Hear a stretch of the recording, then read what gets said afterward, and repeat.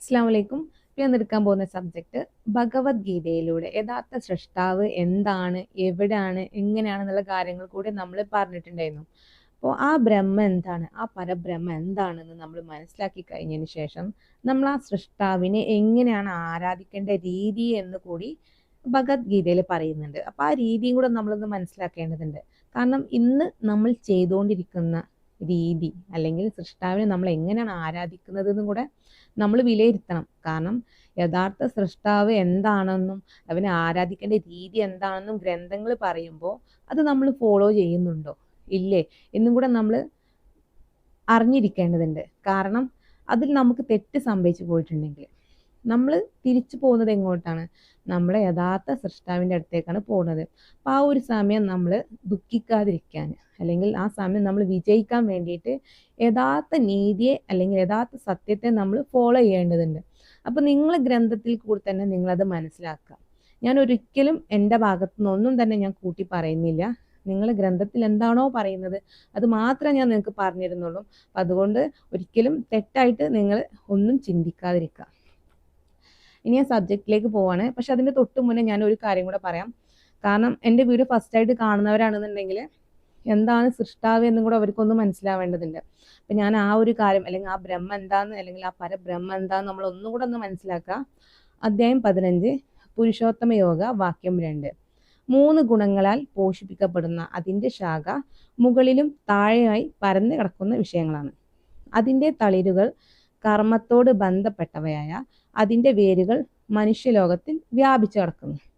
ഇപ്പൊ ഇവിടെ പറയുന്നത് 3 അംശങ്ങളാണ്. അവ മേലെയും താഴെയിട്ടൊക്കെ വ്യാപിച്ച് കിടക്കുകയാണ്. അതൊരു വൃക്ഷത്തോടാണ് ഇവിടെ ഉപമിക്കുന്നത്. പക്ഷെ യഥാർത്ഥത്തിൽ അതൊരു വൃക്ഷമല്ല, അതൊരു ഉപമ രീതിയാണ്. കാരണം മേലെയും താഴെയിട്ടൊക്കെ മരത്തിന്റെ ശാഖകൾ വ്യാപിച്ച് കിടക്കുന്നത് പോലെ സൃഷ്ടാവിന്റെ അംശങ്ങൾ വ്യാപിച്ച് കിടക്കുന്നുണ്ട് എന്നാണ് ഇവിടെ പറയുന്നത്. മറ്റൊന്ന്, അതിലൊരംശം മനുഷ്യലോകത്തിൽ വ്യാപിച്ച് കിടക്കുന്നുണ്ടെന്ന് പറയുന്നുണ്ട്. അതെങ്ങനെ? നമ്മളെ ബ്രീത്തിങ്, നമ്മളെ ഹൃദയം വർക്ക് ചെയ്യിപ്പിക്കുന്നത്, നമ്മളെ ജീവിപ്പിക്കുന്നത്, നമ്മളെ ജനനം മരണം, അതേപോലെ പ്രപഞ്ചത്തിൽ നടക്കുന്ന എല്ലാ പ്രോസസ്സ്. കാരണം പകലും രാത്രിയും അതേപോലെ സൂര്യൻ്റെയും ചന്ദ്രൻ്റെയൊക്കെ എന്താ പറയുക സഞ്ചാര രീതി, അതേപോലെ ഒരു പക്ഷിക്ക് പറക്കാൻ, വിമാനം പറക്കാൻ, ഒരു കപ്പൽ ഓടിക്കാൻ, അങ്ങനെ എല്ലാ പ്രോസസ്സും കാര്യങ്ങളും സൃഷ്ടാവിൻ്റെ ഈ ഒരു അംശത്തിൽ നിന്നാണെന്ന് ഇവിടെ നമുക്ക് മനസ്സിലാക്കാം. മറ്റൊന്ന് അധ്യായം 13 ക്ഷേത്രജ്ഞ വിഭാഗയോഗ വാക്യം 18. പ്രകാശങ്ങൾക്കെല്ലാം പ്രകാശമായിട്ടുള്ള ആ ബ്രഹ്മം അന്ധകാരത്തിനപ്പുറമുള്ളതാണെന്നും എല്ലാവരുടെ ഹൃദയത്തിൽ വസിക്കുന്നതും അതും ബ്രഹ്മം തന്നെ. അപ്പൊ ഇവിടെയും പറയുന്നത് അന്ധകാരത്തിന്റെ അപ്പുറം ഒരു പ്രകാശം ഉണ്ട് എന്ന് പറയുന്നത്, അത് ബ്രഹ്മ എന്ന് പറയുന്നുണ്ട്. എന്നാലോ മനുഷ്യന്റെ ഹൃദയത്തിൽ വസിക്കുന്നതും അതും ബ്രഹ്മം തന്നെ എന്ന് പറയുന്നുണ്ട്. അപ്പൊ മുന്നേ പറഞ്ഞ കാര്യം തന്നെയാണ് റിപ്പീറ്റ് ചെയ്യുന്നത്. മേലെയും താഴെയും അംശങ്ങൾ വ്യാപിച്ച് കിടക്കുന്നുണ്ട്. അപ്പോൾ ഒന്ന് മനുഷ്യ ഹൃദയത്തിൽ അധിവസിക്കുന്നുണ്ടെന്ന്, എല്ലാവരുടെ ഹൃദയത്തിലും സൃഷ്ടാവ് അധിവസിക്കുന്നുണ്ടെന്ന് നമ്മൾ മുന്നേ ഖുറാനിൽ നിന്നും ബൈബിളിൽ നിന്നും ഭഗവത്ഗീതയിൽ നിന്നൊക്കെ പറഞ്ഞു. അപ്പൊ യഥാർത്ഥ നിയമങ്ങൾ എല്ലാ ഗ്രന്ഥത്തിലും ഉണ്ട്. പക്ഷെ ഇതാർക്കും മനസ്സിലാക്കാൻ കഴിയാതെ പോയത് കൊണ്ടാണ് ഇന്നും സൃഷ്ടാവിനെ തെരഞ്ഞിട്ട് ആർക്കും അത് ലഭിക്കാത്തത്. കാരണം യഥാർത്ഥ നിയമങ്ങൾ മനസ്സിലാക്കുക എന്ന് പറയുന്നത് 2 കാര്യങ്ങളാണ് ഇന്ന് പ്രധാനം. ഒന്ന്, ബുദ്ധിയോട് കൂടിയിട്ട് നമുക്കത് നേടിയെടുക്കാൻ കഴിയുള്ളൂ. മറ്റൊന്ന്, സൃഷ്ടാവിൻ്റെ പെർമിഷനും കൂടെ വേണം. അഥവാ നമ്മൾ ആത്മീയമായിട്ട് അല്ലെങ്കിൽ സൃഷ്ടാവുമായിട്ടൊരു ബന്ധം ഉള്ളവർക്ക്. കാരണം യഥാർത്ഥ സൃഷ്ടാവിനുമായിട്ട് നമുക്ക് അടുക്കാൻ കഴിയണമെന്നുണ്ടെങ്കിൽ നമ്മുടെ ഹൃദയം ഒരുപാട് ശുദ്ധിയാക്കേണ്ടതുണ്ട്. അപ്പം അങ്ങനെ നമുക്ക് ഈ യഥാർത്ഥ സത്യങ്ങൾ മനസ്സിലാക്കാൻ കഴിയുള്ളൂ. അപ്പം ഈ 2 കാര്യങ്ങളിൽ നമ്മൾ ഫെയിൽ ആയിട്ടുണ്ടെങ്കിൽ നമുക്ക് സൃഷ്ടാവിനെ പറ്റിയിട്ട് അറിയാനോ മനസ്സിലാക്കാനോ സാധിക്കില്ല. അപ്പം അതുകൊണ്ട് ഇത്രയും സത്യങ്ങൾ നമ്മൾ മനസ്സിലാക്കിയ സ്ഥിതിക്ക് ആ സൃഷ്ടാവിനെ എങ്ങനെയാണ് ആരാധിക്കേണ്ട രീതിയും കൂടെ ഇവിടെ പറയുന്നുണ്ട്. അപ്പം അതും കൂടെ ഒന്ന് നമുക്ക് മനസ്സിലാക്കാം. അപ്പം ഞാൻ സബ്ജക്റ്റിലേക്ക് പോവാം. അധ്യായം 13 ക്ഷേത്രജ്ഞ വിഭാഗയോഗ വാക്യം 31. എപ്പോഴാണ് ഓരോ ജീവിയുടെയും സത്ത ഏക വസ്തുവിൽ തന്നെ സ്ഥിതി ചെയ്യുന്നതായും അതിൽ നിന്ന് തന്നെ അവയെല്ലാം വർദ്ധിക്കുന്നതെന്നും ഒരുവൻ അറിയുന്നത്, അപ്പോൾ അവൻ ബ്രഹ്മത്തെ പ്രാപിക്കുന്നു. അപ്പോൾ എല്ലാ ജീവിയുടെയും ആത്മാവ് ഒറ്റ ആത്മാവിൽ നിന്നും ഉണ്ടായതാണെന്ന് എപ്പോഴാണ് ഒരുവൻ അറിയുന്നത്, അപ്പോൾ അവൻ ബ്രഹ്മത്തെ പ്രാപിക്കുന്നു എന്ന് പറയുന്നുണ്ട്. അപ്പോൾ നമ്മൾ ഹൃദയത്തിൽ വസിക്കുന്നുണ്ട്. എല്ലാ ജന്തു ജീവജാലങ്ങളെയും ഹൃദയത്തെ ചലിപ്പിച്ചുകൊണ്ടിരിക്കുന്നത് സൃഷ്ടാവാണെന്ന് പറയുന്നുണ്ട്. ഈ ഒരു രഹസ്യം നമ്മൾ അറിയുമ്പോഴാണ് യഥാർത്ഥ സൃഷ്ടാവിനെ പറ്റി നമ്മൾ മനസ്സിലാക്കുന്നത്. ഇനി അധ്യായം 18 മോക്ഷ സന്യാസ യോഗ വാക്യം 61. ഈശ്വരൻ മായാൽ യന്ത്രത്തിൽ വെച്ചിരിക്കുന്ന വസ്തുക്കൾ എന്ന പോലെ സർവ്വജീവികളെയും പ്രവർത്തിപ്പിച്ചുകൊണ്ട് അവരുടെ എല്ലാ ഹൃദയത്തിൽ വസിക്കുന്നു. ഇപ്രകാരം രഹസ്യങ്ങളിൽ വെച്ച് ഏറ്റവും രഹസ്യമായ ജ്ഞാനം ഞാൻ നിനക്ക് ഉപദേശിച്ചു കഴിഞ്ഞു. അതിനെ ഇച്ഛിക്കുന്നത് പോലെ ചെയ്യൂ. ഇവിടെ പറയുന്നുണ്ട്, നിങ്ങൾ ഇഷ്ടമുള്ള പോലെ നിങ്ങൾ അതിനെ സ്വീകരിക്കുക. എല്ലാത്തിലും ശ്രേഷ്ഠമായ വാക്കുകൾ വീണ്ടും കേൾക്കൂ. നീ എനിക്ക് പ്രിയപ്പെട്ടവനായാൽ ഹിതമായത് ഞാൻ പറയാം. എന്നിൽ മനസ്സുറപ്പിച്ച് എന്നെ പൂജിക്കും, എന്നെ ഉദ്ദേശിച്ച് യാഗം ചെയ്യൂ, നമസ്കരിക്കുകയും ചെയ്യൂ.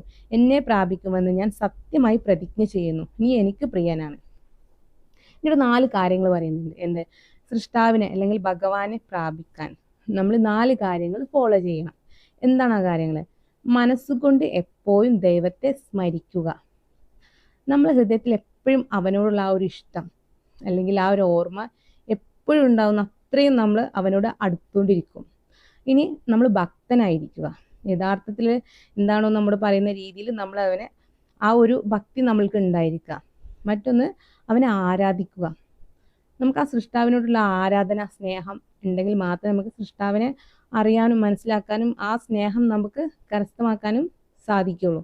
ഇനി നമസ്കരിക്കുക.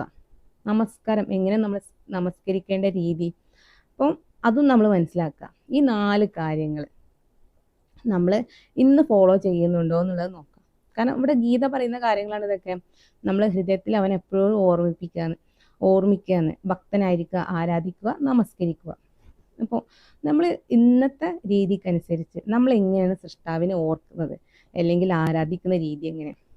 നമ്മൾ യഥാർത്ഥത്തിൽ ഇന്ന് വിഗ്രഹാരാധനയ്ക്കാണ് ഏറ്റവും കൂടുതൽ പ്രോത്സാഹനമുള്ളത്. പക്ഷെ യഥാർത്ഥത്തിൽ അത് ശരിയാണോ തെറ്റാണോ എന്നുള്ളത് ഗീത പറയുന്നുണ്ട്. കാരണം സൃഷ്ടാവ് ഹൃദയത്തിലാണ് വസിക്കുന്നത്. ആ സൃഷ്ടാവിനെ നമ്മൾ ഹൃദയം കൊണ്ടാണ് ഓർക്കേണ്ടതും ആരാധിക്കേണ്ടതും മനസ്സിലാക്കേണ്ടതും. അപ്പോൾ നമ്മൾ യഥാർത്ഥത്തിൽ ചെയ്യുന്നത് അങ്ങനെയാണോ, ശരിയാണോ തെറ്റാണോ നിങ്ങൾ ചിന്തിക്കുക. കാരണം നമ്മളെ ഹൃദയത്തിൽ അവനുണ്ട്. അവൻ്റെ അംശത്തെ നമ്മൾ ആശ്രയിക്കുന്നത് കൊണ്ടാണ് നമ്മുടെ കൈകൾ പോലും ആ നാമം വന്നിട്ടുള്ളതെന്ന് പറയുന്നുണ്ട്. അപ്പം അങ്ങനെയെങ്കിൽ നമ്മൾ സൃഷ്ടാവിനെ ആരാധിക്കേണ്ടത് എങ്ങനെയാണ്? കാരണം നമ്മൾ കാണാത്ത ആത്മാവിനെയാണ് നമ്മൾ ആരാധിക്കുന്നതും സ്നേഹിക്കുന്നതും ഓർക്കുന്നതും. അപ്പം ആ രീതി എങ്ങനെയായിരിക്കും എന്ന് നിങ്ങളൊന്ന് ചിന്തിച്ച് നോക്കുക.